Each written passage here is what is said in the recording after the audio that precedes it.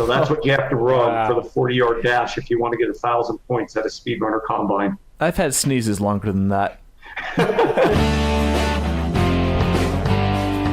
Welcome to the Lost in Transition podcast. I'm your host, Chris Gerard. We are definitely into summer now. Just did a 70.3 over the weekend, and there wasn't much run left in my run by the end of it, heck, even by the beginning of it. And we all want to run a little bit faster. Pete Magill is our guest tonight. We're going to be talking with him in just a minute as Derek Tingle joins me as well. Pete is a record-holding Masters runner, holds the U.S. record in the 5K, 10K, and the second fastest in the half marathon for folks over 50, just ridiculously fast. He also is a distance coach for the California Triathlon Club, although he has not done a triathlon himself, and of course we're going to give him some grief about that. He's got an amazing story and some good tips for running a little bit faster, so hope you enjoy that. Coming up next week in your podcast feed, we've got Kristen Seymour from the Fit Bottom Girls podcast coming up. We're going to talk a little bit about podcasting, of course, and her love of triathlon as well, so that should be a lot of fun to talk to her.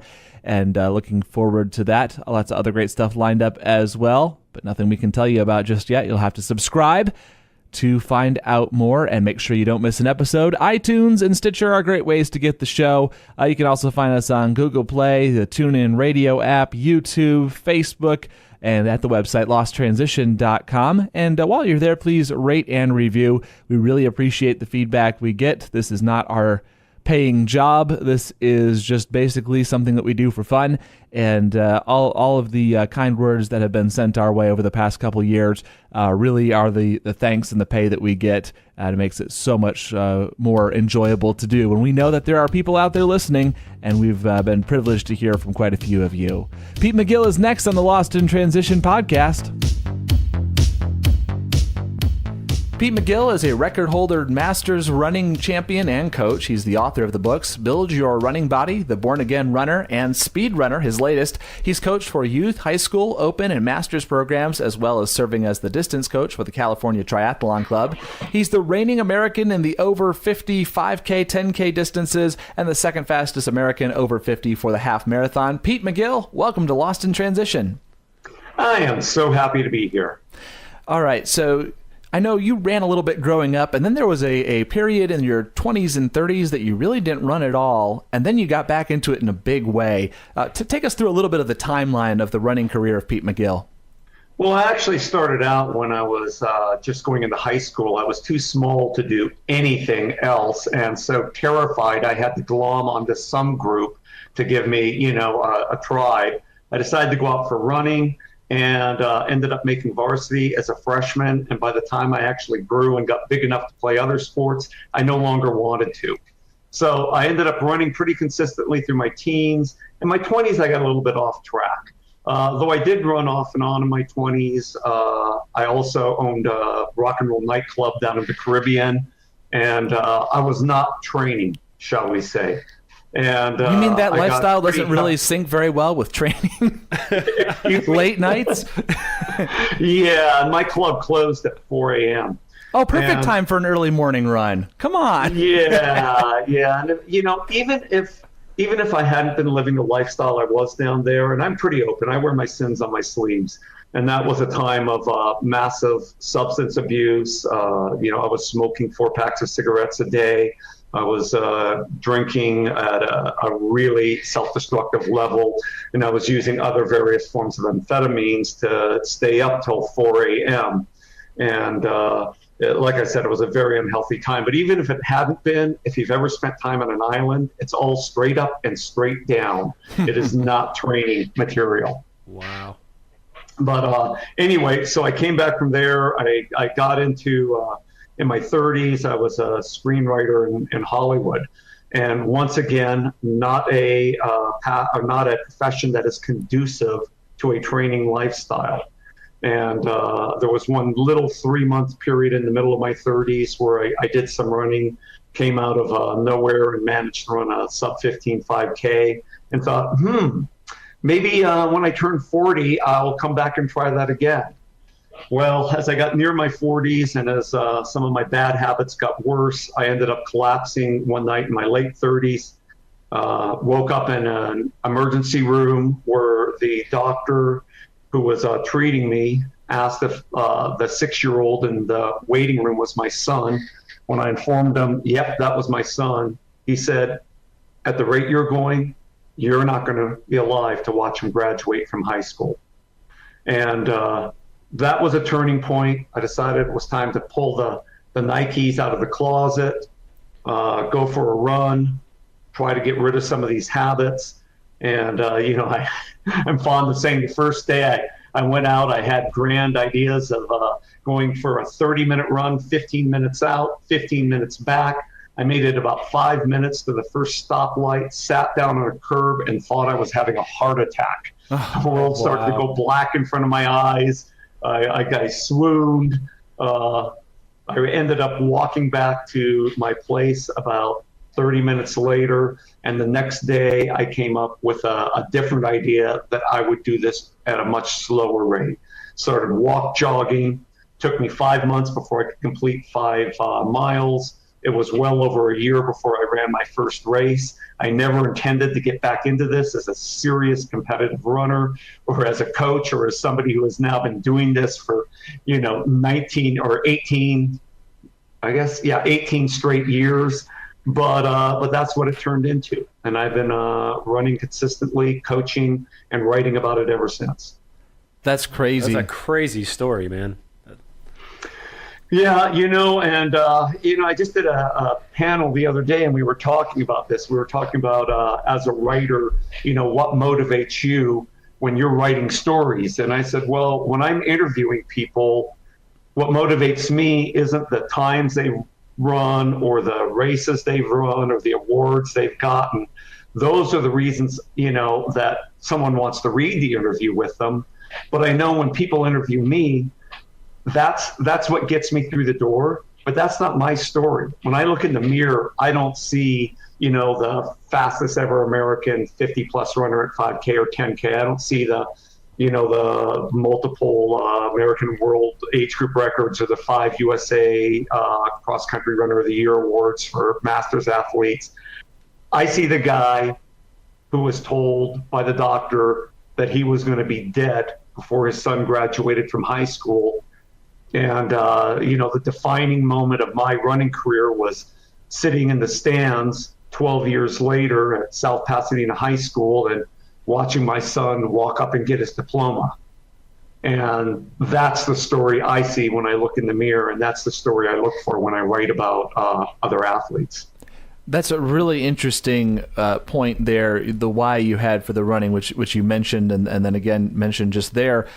Because as you're telling the story about getting back into it slowly and taking your time, I guess I tried to put myself in your shoes and thought, gosh, if I had a really good running background like that, it would drive me absolutely crazy to ease back into it and not just, not just jump in with both feet and probably overdo it, honestly. But it sounded like your why for running was much more, like you said, than getting back into it for the racing, for the glory, if you will, of doing that. And I'm sure that probably helped. Did you feel that itch for competition growing as that year went on? I didn't really. What I felt, whatever I thought was going to happen when I started running again, I was disabused of that idea on my first run. And from that very first day, I changed any idea I had, any idea about competition or whatever, to I've got to get healthy again. For those, I'm imagining most of your audience hasn't wrestled with serious substance abuse or with, the smoking issue or whatever. But what goes through your head when you wake up in the morning or going to bed at night, or when you wake up in the middle of the night, there are times you literally wonder whether you are going to survive. I had heart arrhythmia, I could barely breathe at times. I was so unhealthy. I would, break out into a sweat just driving to like a meeting because I felt so sick from the night before. you've got shakes from the tremors. If you were up too late drinking and you wake up, and you have to hide your hands below tables so people don't notice. So you have a different perspective. And in a way, that was lucky, because if I had just tried to launch myself back into it, because I'd been a very good runner when I was younger. Okay. If I had tried to launch myself back in it, I wouldn't have made it. And a lot of the things I've learned about training that I've applied to the way I coach, and that you'll find, in all of my books and in all of my articles, is based on that idea of incremental improvement. That our bodies are only capable of incremental improvement. Well, I pretty much was forced into that incremental approach when I started, and it worked so well for me, in a way that, I never would have accepted when I was young. I never would have had the patience, that it taught me something about training that I've been trying to pass on to people ever since, who don't have the background I had, that aren't forced into that incremental approach.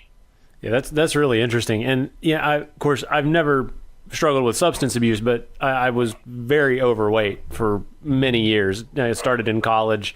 Right. I just, I ate poorly. I didn't exercise. The freshman 15 for me was like a freshman 30. So I do know about coming from that side of it, and literally not being able to run, more than 2 or 3 minutes without, feeling like I wanted to kill over. No, it's amazing what weight will do. I was 50 pounds over racing weight when I started running again too. So you have to breathe for that extra weight. Not only do you have to carry it, not only do untrained, tendons and ligaments and bones and muscle have to carry it, you have to breathe for it. Absolutely. I was a full century. I was 100 pounds over where I am right now. Oh man, at my heaviest. Yeah. And so, you understand the long-term view then, because that's the only way you take off 100 pounds. You do not take that off a week from now. No, you do not. And the thing was, it was one of I woke up one day and I realized, okay, where am I? I'm on blood pressure meds, right. And, I'm seeing my dad going through, some health problems and things, some related to weight, some related, to just other medical conditions and stuff that he had nothing to do with. But I'm sitting here looking at him going, I don't want this any sooner than, if I have to be, on dialysis, if I have to be putting up with this kind of stuff because of just genetics or whatever, then fine. But I don't want to put myself in a position where I'm aiding and abetting a lifestyle that will put me there quicker, I guess. And so that for me was kind of that turning point of, I woke up one day and went, okay, what am I doing? Why am I not living the way that I know I can? But yeah, for me, it was, I got into it slow. I started out, I used to do a little bit of Brazilian jiu-jitsu and stuff like that with a friend of mine. Right. And I started kind of getting more into that. And then we got into running. My wife and I both got into running. But like you said, it's that slow incremental process. What I want to know from you, because I know from my own story, I got into running just by wanting to do a 5K, which up until that point, honestly, I'd never done one. And this was, I'm like late 20s, early 30s at this point, and right. I'd never run a 5K. Like I'd walked one here and there, like the Komen Race for the Cure, whatever, those types of events when we'd go out with family and just kind of do that. But I'd never run a 5K. Right. And so we got into the running side of things, and I knew I wanted to run this 5K. And that's what was the catalyst for my training on all this. But as I got into it and as I did it more, and I did my first triathlon and all this, something in me, the light switch went off. And I went from, okay, I'm doing this for, just for exercise and giggles and, because I want to be healthy and all that, to I want to win. And right. and at some point, to have those records and things that you have, I would have to think that same light switch went off in you somewhere. Am I right? Or did it just kind of happenstance? I was very competitive when I was younger. And so eventually, it started to come back in. But I would say it was the joy of being out there with a group when I never thought I could get back. There's a reason that I, as a master's runner, was so drawn to cross-country competitions, where I've done probably most of my racing. Although, I've got a lot of records on the roads and on the track, I usually pinpoint one race and go get the record, and then I'm done with that for a while. But cross-country, where I could rejoin a group of guys who are all, it's like taking a trip back in time to high school. It's my own Back to the Future, where you head back and suddenly you're part of that team again, and you're training with guys for some end. For us, it was always, the National Cross Country Championships, the Club National Cross Country Championships every year. Starting in my early 40s, I started putting together a team for that. And, we won the national championship. The first time I ran it, I was 42. And in the 8 years we ran it, we won the national title 6 out of the 8 years. Wow. And, it took a lot of work for me. It was recruiting, it was bringing people in, it was making sure they were, that we were all training on the right schedule, that we were all going to the races, getting enough races in to be prepared. And it became like a focus, like a thing that was important for me in the sport. It was a reason to train. You trained hard, not so much for the record, but because you knew you were going to be with that group of guys at a race and you could do something special together, And honestly, I would say that's more important. Here, let me tell you one quick story about the records, and I'll make it quick. When I turned 5, I had decided I wanted to go after 4 American records. I wanted to go after the American records on the track in the 1,500, the 3,000, the 5,000, and the 10,000. And so I set aside all my training for months before to do it. Summer came, I turned 45 on June 19th. And within the next few weeks, and I had to travel to Eugene for one race, to Seattle for another, because you have to find races to run to begin with, to Sacramento for another race, and I ran one in LA. I set the 3,000 record, the 5,000 record, the 10,000 record, and I missed the 1,500 record by 0.3 of a second. Wow. But I'll always remember sitting in a hotel room after setting the 3,000 record in Eugene, and having set all these records and accomplished my goals, and knowing I was going to get my name on the USATF site and have this on my resume. And I sat in a hotel room all alone, 45 years old, and thought, what the heck am I doing? Okay, I've got this thing, this record, but where are my teammates? Where are the guys to celebrate with? Where are the guys I work with, to where we're all doing it together? And I think that's a big thing about any clubs, even if you aren't winning championships. What I learned then was I'll run records when it's available, but from then on, my focus was on coaching. And right after that, I got into writing about running because I wanted to share, the things I'd learned that had helped me to be successful. I started up a blog. Running Time saw the blog and hired me on as a columnist and senior writer. That led to the books, to other writing for Runner's World. And in fact, I have an article in Runner's World this morning. For some of the other sites, it became more about sharing what I knew so that other people could benefit from it. And I once had a Masters competitor, a top guy who was also going for records. He emailed me once and he goes, Pete, I love that you keep writing these articles telling us how to run well, but why do you keep telling us how to beat you? And I said 2 reasons. A, because I know runners well enough to know that none of you will do what I say anyway, right. So it won't benefit you. And I said B, because without you training well enough to run times to stay in the sport, I don't have a sport. Mm-hmm. And I want you all to do well enough to keep competing, because that's why I'm in the sport. In running, in masters running, competitors are the sport. Without them, it's just me sitting in that hotel room having run a fast time with nobody to share it with.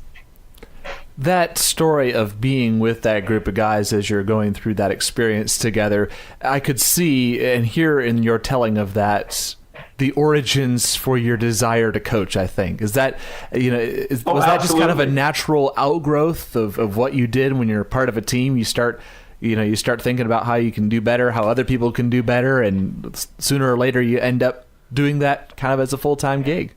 Oh, yeah. No, definitely. And you can't train with somebody, and especially masters runners. Masters runners, things are always going wrong. And you can't train with people and not develop a relationship with them and not want them to succeed too. One of the hardest things about being a masters runner now in my late 50s is, guys I started out with in my early 40s aren't running anymore. They couldn't run anymore. They ran into injury problems. They couldn't get past or they just, their performances went so downhill they could no longer justify the training time to do it. So you want to do everything you can to make it work for them, because again, they're your friends, they're your sport. So that segues quite nicely, actually. I know being a masters runner and champion, when you get north of 40, north of 50, that running does become harder. You mentioned the injuries. Right off the top of the bat, there's a lot of people in triathlon. I would say actually probably the bulk of people I know are over 40, really, at this point, quite a few at least. And They're dealing with a lot of those same injuries. What are some of the things you've noticed that would be helpful for older runners or people in any sport? But running just has such a taxing effect on the body. What are some of the things, I guess, that you've found and done? It's not just old people, man. Well, I know it's not. Former fat guys get injured too. Trust me, I know. And people that try to take it too fast, like me, get injured too. Yeah. So, but especially for the you just actually you pretty much just nailed it. People who try to take it too fast are going to get injured. Here's something I tell my athletes. I say feeling good is not a green light to go harder. The first step in not getting injured is allowing your body to repair itself, and almost nobody does this. I know it's easier to start with, this is how to repair an injury once you've had it, but let's talk about the fundamental mistake that people make. And the fundamental mistake comes with A, the intensity and volume you train at, and B, the way you recover from that training. Rule number 1, never do a workout if you don't know why you're doing it. Rule number 2, only train as hard as you need to get 100% of the adaptation that you're after. If a 20-minute tempo run will get you all the adaptation you need, will get you all the benefit you need, don't go 40 minutes because that's too hard on your body. It's harder for your body to recover. Okay? The recovery angle. Okay, people tend to think that recovery is you train hard, you take 24 hours to recover, or you take 2 days to recover. As soon as you feel good, as soon as you feel pretty much as good as you did before you ran hard or biked hard or swam hard or whatever it is you did, then it's okay to go hard again. But that's not true. That's the first part of recovery. When you train, this is another thing I say. It's not the training you do, it's the training you can recover from. Mm-hmm. When you train hard, you're breaking down your body. You're breaking down muscle and connective tissue. You're lowering your muscle glycogen stocks. You're lowering your hormones or hormonal stocks. You're burning neurotransmitters.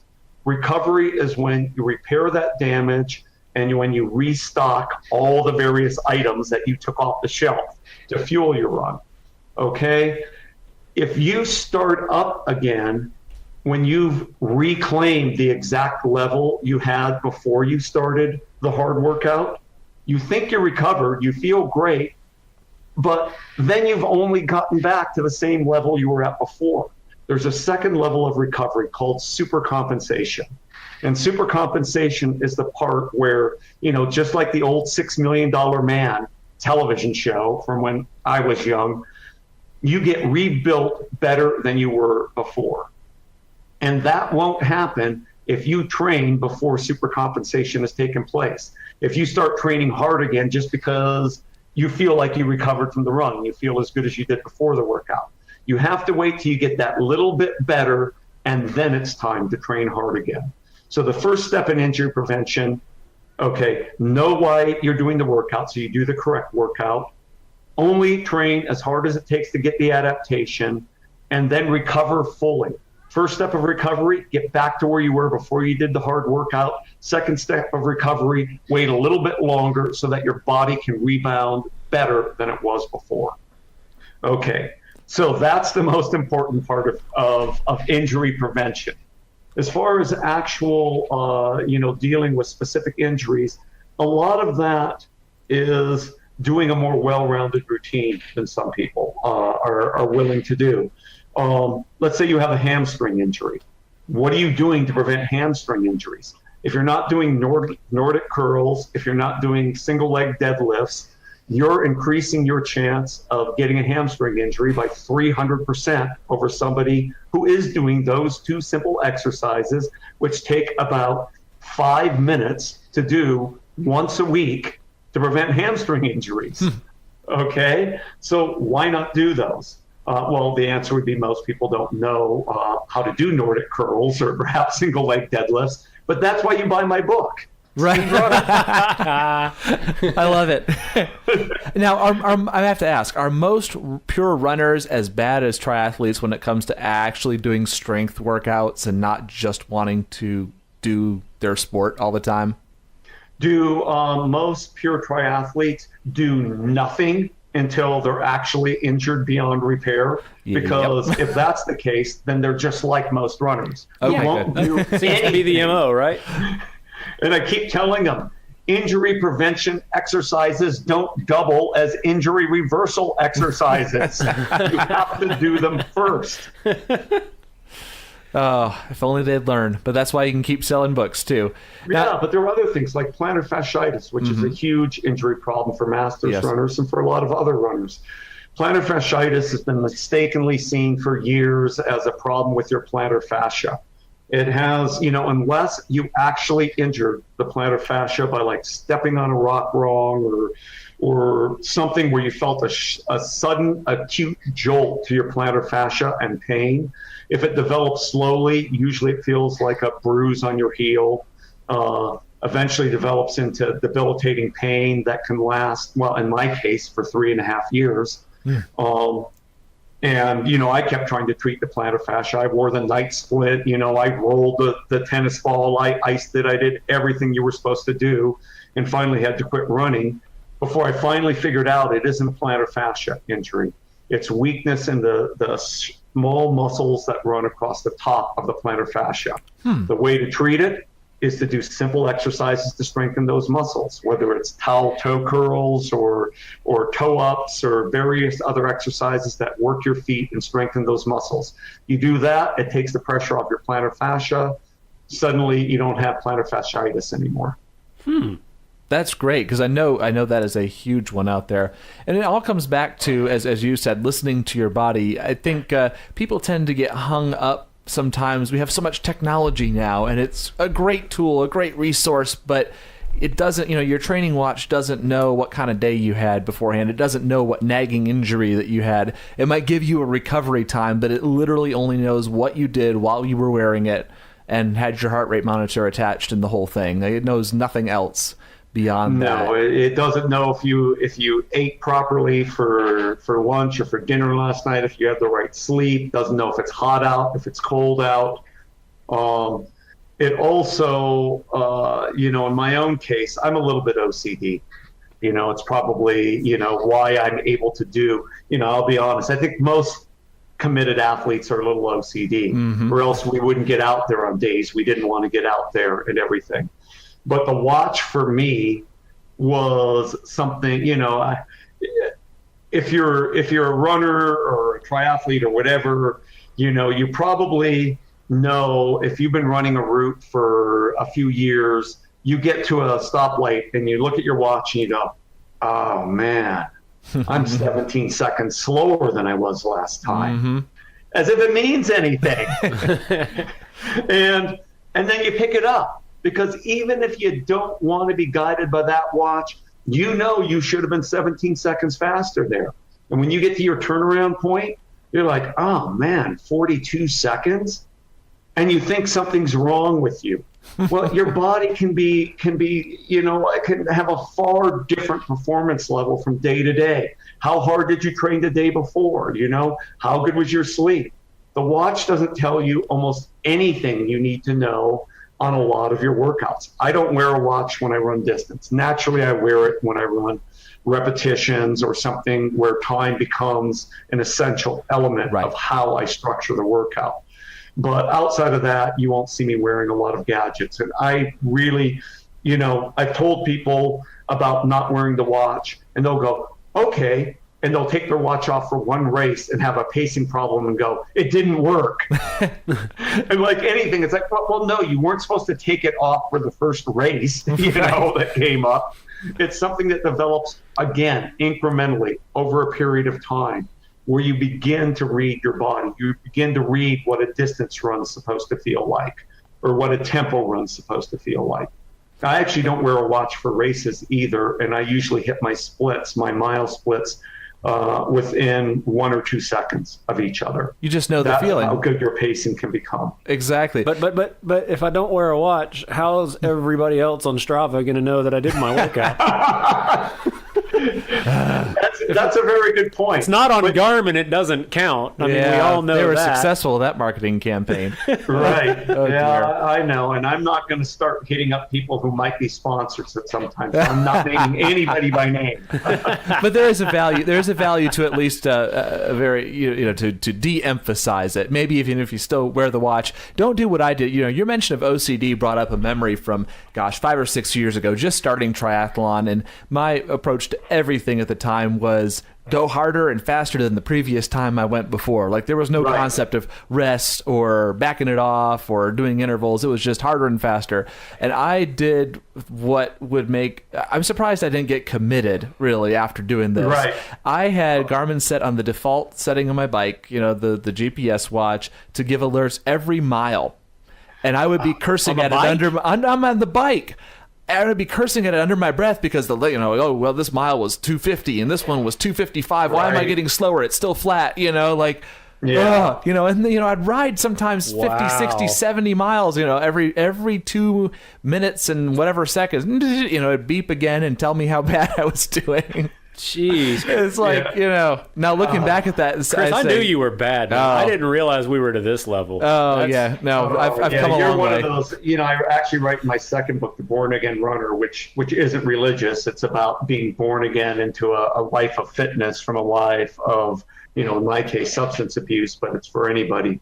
But one of the things I write in running etiquette is if you bring along one of those Garmins that's going to give you your time every mile, refrain from telling everybody else in the group what their pace was for the last mile. Because not everybody wants to know on their Sunday morning 15-miler into the hills what pace their last mile was.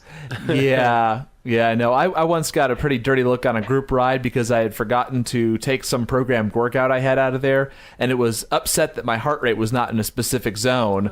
So I finally just had to stop and let them go ahead, and I never did catch back up to them because the thing was just yelling at me. I'm pretty sure I kicked you off. Well, that's another thing. Even heart rate, which is, of course, a lot. It's going in the right direction from just like looking at your time and matching up your time to a stoplight and what you normally run. But even then, remember that heart rate zones, your heart rate will change and your zones will change depending on your training. And I mean, when I started running, my heart rate was 72. And when I was in top fitness, my heart rate had dropped to 28. So, zones are going to change as your heart rate changes. Also, as, you train threshold so that you can run at a different level, and as that changes, those zones will change a lot. So you've got to be careful too. You've got to be willing to manipulate those zones as your fitness changes. So one of the things you talk about in the newest book, SpeedRunner, the importance of leg speed. Now, obviously, if your cadence is 0, you're not going anywhere. I guess I've never heard leg speed called out as a very primary factor before, and I'm interested to hear more about that because that sounds like something that's very applicable, especially to triathlon as you're coming off the bike. Yeah, and it's one of those things that people, in fact, I mentioned I had an article on the Runner's World website this morning, and it's titled 10 Health Benefits of Speed Training That Go Beyond Faster Times. But of course, the first benefit is faster times. And I didn't make that up. I can't claim to have been the first person who said it. Tim Noakes talks about it a lot in Lore of Running, that the fastest runners at endurance races also tend to be the fastest runners at 100 meters to 1,500 meters. Now, that doesn't mean that a 100-meter champion is going to be faster, the fastest marathoner. Right. What it means is, given relatively, if the other markers are relatively the same as far as endurance and weight and all the rest, that what makes a difference is your underlying leg speed. Underlying leg speed has a lot. It's not necessarily the speed, it's the training you do to get the speed. Your stride is, just to start off, we'll just pick one that's really easy to look at why leg speed would be important. Your stride is basically the product of two phases. During one phase, you're in the air. During the other phase, you're on the ground. Okay? Here's the funny thing. Everyone from Usain Bolt to the last place finisher in your local 5K repositions their legs in the air at the same rate. In other words, we all have the same minimum, potential time in the air as everybody else. Where you become faster is on the ground. It's what you do on the ground that determines how fast you are.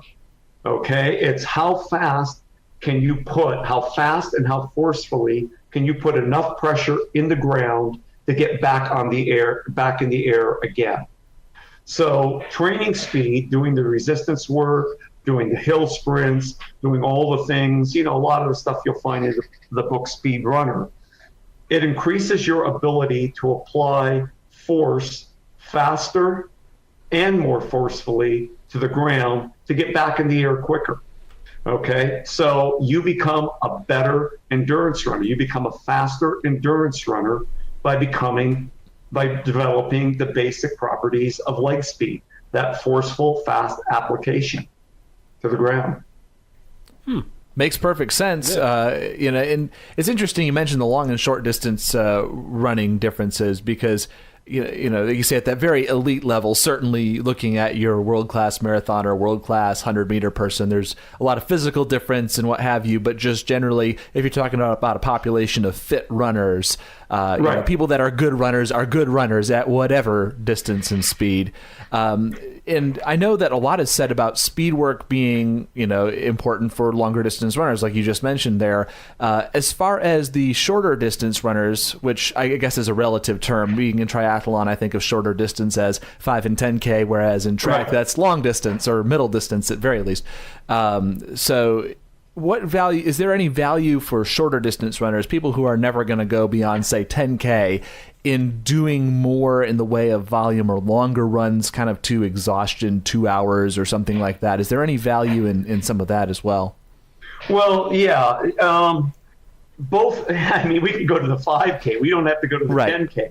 The marathon is, when we talk about the marathon, we're talking about an event that's about 98 to 90% driven by aerobic energy. The 5K is about 95% driven by aerobic energy.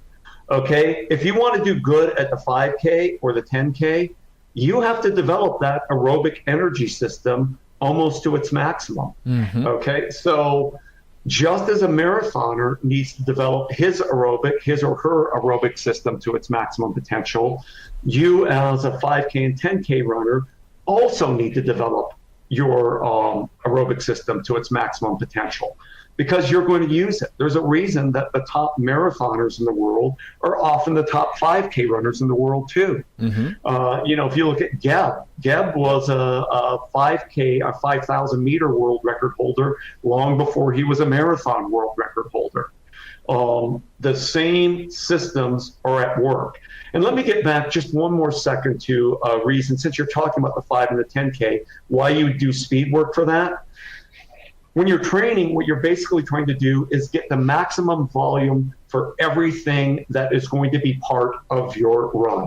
Again, we just talked about aerobic, developing aerobic capacity. It's important. It's vitally important for the marathon. It's vitally important for the 5K.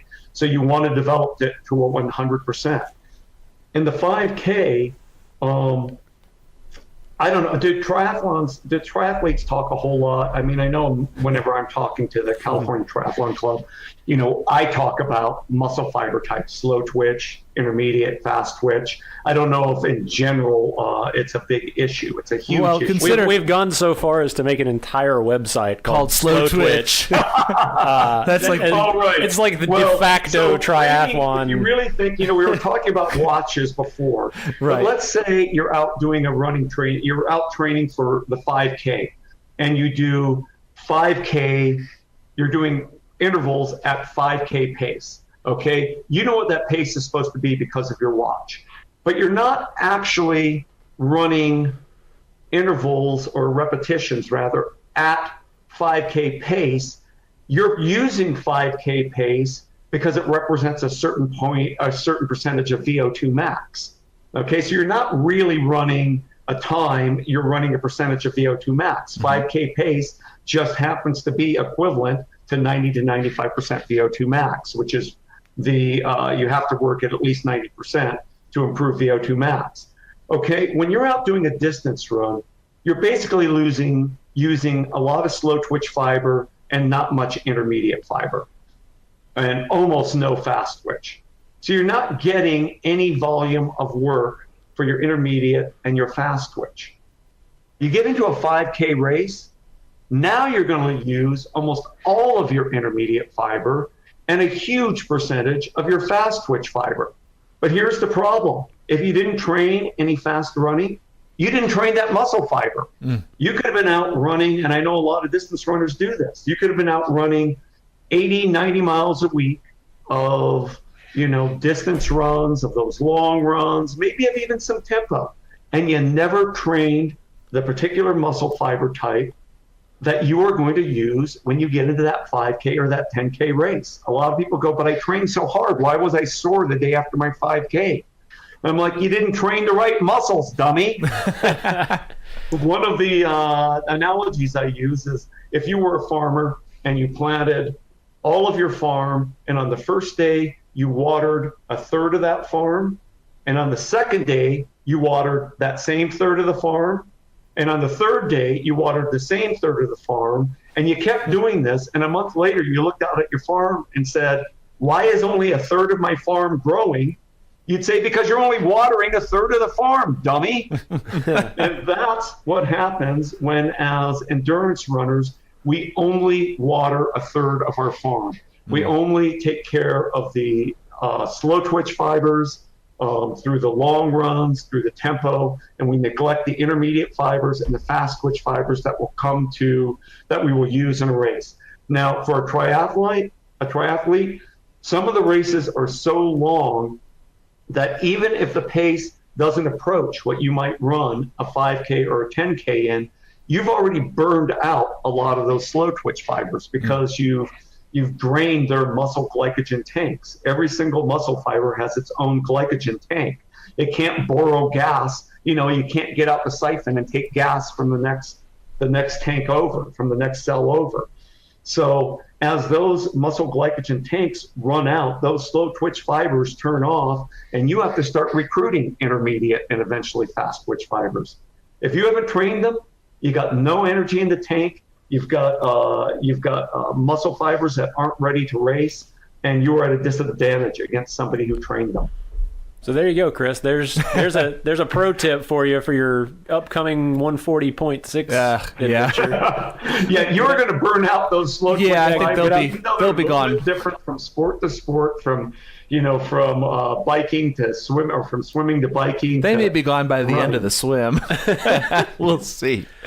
So I got another question for you. I've gathered from a couple of your comments that you've never delved into the world of triathlon yourself. I know you work with the California Triathlon Club, but has this ever pointed you into the curiosity side of things to try? I've wanted to run a triathlon since I was a high school kid. I remember the very first Ironman, and I thought, I'm going to do that. That's a terrible idea. Obviously, I kind of veered off that path as I got into my 20s. If you thought island life wasn't conducive to running, oh my goodness gracious. Actually, I only went in the water 3 times the whole time I was living in the islands. But here's the thing: I'd love to do it, but I ended up being too good at running. Yep. and so I've never, I constantly had the club going. I've had my teams going. I've had the involvement. And people sometimes think when you run record times or you win national titles that you're just a natural at it. I had a guy in my own club go, so Pete, how many times does someone with your ability have to train? Like 4 or 5 times a week?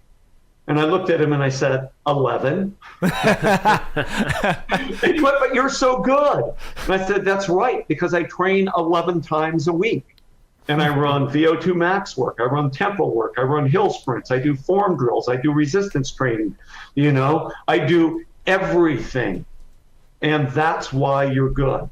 So I couldn't maintain my running if I took the sidetrack to become a triathlete, even though it's something I've always wanted to do. It's just a mountain I haven't climbed yet. Well, at least on the bright side, as you mature and you age and things like that, you got a much better shot at qualifying for Kona. You could just show up one day and get the Kona nod, and you might even end up a world champion by default just because no one else shows up. Aim for the 70-plus age group right there. That's a solid. I know, but remember when I first said I really wanted to do the Ironman, that's because that was the only triathlon available when it first came up. True, very true. Although I guess the triathlon was actually born down in San Diego. I don't know if you guys know, the same guy who launched Masters Track actually launched the first triathlons down in San Diego, the San Diego Track Club. It was something he put on for his birthday, and the guy who started Ironman was invited to one and went back to Hawaii and started up Ironman afterwards. Jeez. So it actually got its genesis in San Diego. Yes, that's really neat. And all this proves is that, you have a lot more smarts than we do trying to, if you can be good at one sport, why be mediocre at 3? Yeah. Sometimes you've got to take a blessing and not throw it away and try to trade it in for something else. And remember where I came from in my late 30s. I came from a place I don't want to return to. And I'm humble enough to know that, if I got there once, I can stumble back there again. And I found a good thing, and a thing that turned my life around, that not only put me in the stands to watch my son graduate, but gave me a sober,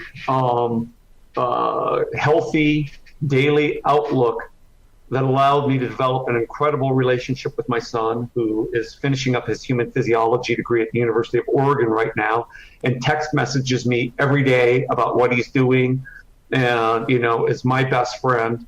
And I remember what brought me there. What brought me there was putting on the Nikes and taking one step at a time. And so it would take an awful lot for me to set that aside at this point. Oh, certainly. That's a great story, man. It really, really is. Yeah. So ways to connect with you online. I know that, do you still have a free 12-week program for beginners up on your website? I think I saw something about that. I'm sure I do. And I'll tell you something else I have. Let me see if I got so many websites up there. The two I have in front of me are PeteMagill.com and BornAgainRunner.com. We can search Google all night here and see what are the ones. Have a whole lot of training plans up on it. Right. Yeah, and then obviously buy the books too. A whole lot of training plans up on Born Again Runner. On PeteMagill.com, if you purchase one of the training plans from me, I can set up. It's basically the same sort of training plan you can get for free on Born Again Runner, but I tag in the exact amount of time you should be running on your runs. I give you your paces for every workout. and things like that. Perfect. Cool. So Very we'll cool. link up those in the show notes for people, and there's something for everybody's ability. You know, we talk quite extensively here in this show about the pointy end of the age group, or the elite masters in this case, but you really have done it where there's something for even people that are getting off the couch like you did, back in your 30s. And so definitely encourage everybody to check that out. Also, 3 books on the shelves. Build Your Running Body, Born Again Runner, and SpeedRunner. Did that just come out here just a few weeks ago? Is that correct? Yeah, it just came out a few weeks ago. And let me plug one other thing while I'm at it. Sure. And that's something I'm starting up right now that we're doing our first one. We're doing SpeedRunner combines, which are speed and agility competitions, where you've heard of the NFL combine, right, where they do like the 40-yard. But we do a lot of those events. But, being OCD, I sat down and spent weeks, and I mean weeks, writing out a scoring program where each event was worth 1,000 points. And I did it with 10 different age groups, so that different age groups are age adjusted, so that what you score is 1,000 points for a 10-year-old is different than what scores 1,000 points for, again, like Usain Bolt when he shows up to run the 40. And have you so booked him yet, or is and we've got the same timing the NFL Combine uses, and we're going to be running those just as big, fun things for everyone, from football players to soccer players to distance runners and triathletes, to show up and just test their skills at all this stuff. That's a great way to encourage that. One of our sponsors, they're going to be putting out a cross-training shoe for all the age group winners, and should be a blast. Sounds like it's a great way to encourage that all-around athlete, like you mentioned. Oh yeah, and now that Usain's retired, I mean, he's got no excuse. Tell Usain he's not racing anymore. He's got no excuse. He's got to show up to that event.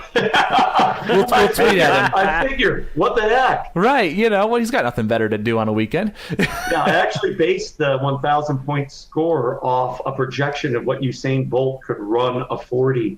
A guy did it, not me, although I'm OCD and would have done it if somebody else hadn't. But he figured for Usain Bolt's record 100-meter dash and adjusted for footwear and surface that he would have run 3.96. So that's what you have to run for the 40-yard dash if you want to get 1,000 points at a SpeedRunner combine. I've had sneezes longer than that.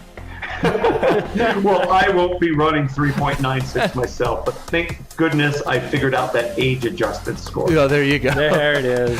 Pete Magill, it's been a pleasure. Thanks so much for coming on the show. Best of luck with your new book and the Combine. We'll link all this up in the show notes, and thanks so much for taking the time. Hey, thank you. This was a pleasure. Follow the Lost in Transition podcast on Facebook and Twitter. Our Twitter handle @LostTransitions. You can get all that from the website too, losttransition.com. Just head on over there. You can find the show notes for this episode and many others as well. We'll talk to you again soon. For Derek Tingle, I'm Chris Gerard. May all your transitions be smooth.